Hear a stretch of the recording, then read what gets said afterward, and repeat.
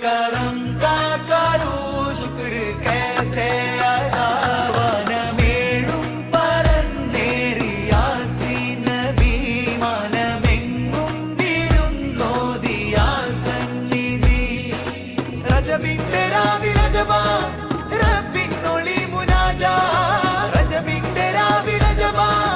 റബ്ബിനൊളി മുനാജാ ഭവനം ഇലാഹിൽ നിന്ന് അക്സാ കടന്ന് വാനം തുറന്ന് ത്വാഹ